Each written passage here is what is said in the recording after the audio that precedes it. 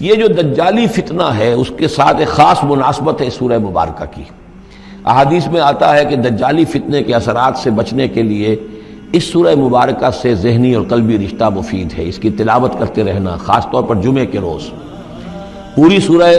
کہف، ورنہ یہ کہ کم سے کم اس کی ابتدائی اور آخری آیات ان کی بڑی اہمیت ہے۔ دجالی فتنہ اصل میں کیا ہے سمجھ لیجئے کہ ایک تو ہے دجالی فتنہ بالعموم، دجل کہتے ہیں فریب کو، جیسے کہ کوئی نبی نہیں ہے، وہ اس نے فریبی لبادہ اوڑھ لیا، نبوت کا دعویٰ کر رہا ہے، وہ دجال ہے۔ تو اس طرح کی تو حضور نے فرمایا ہے کہ 30 دجال پیدا ہوں گے،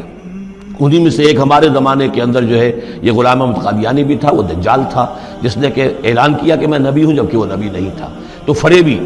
بنا ہوا جس نے کہ ملمہ اپنے اوپر چڑھایا ہوا ہے۔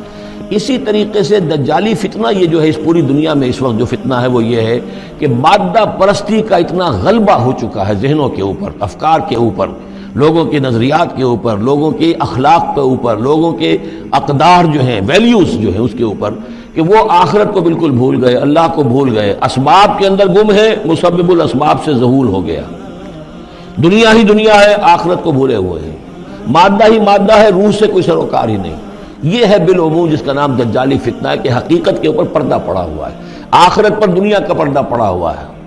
یہ دنیا جو ہے در حقیقت کیا ہے؟ وَمَا الْحَيَاةُ الدُّنْيَا إِلَّا مَتَاعُ الْغُرُورِ، یہ دھوکے کا سامان ہے۔ اصل زندگی کو اس نے ڈھانپا ہوا ہے، ہم نے یہ سمجھ لیا کہ زندگی یہی ہے، اسی کے لیے بھاگ دوڑ محنت صبح و شام، اسی کے مستقبل کی فکر ہے، لیکن اصل زندگی اس کی کوئی فکر ہی نہیں ہے۔ باقی ایک دجال جو ہے جو آئے گا وہ معاملہ احادیث کے اندر بھی بڑی طوالت کے ساتھ ہے اور اس میں کافی پیچیدگیاں بھی ہیں، بعض چیزیں جو ہیں ایک دوسرے سے کچھ مختلف بھی ہیں،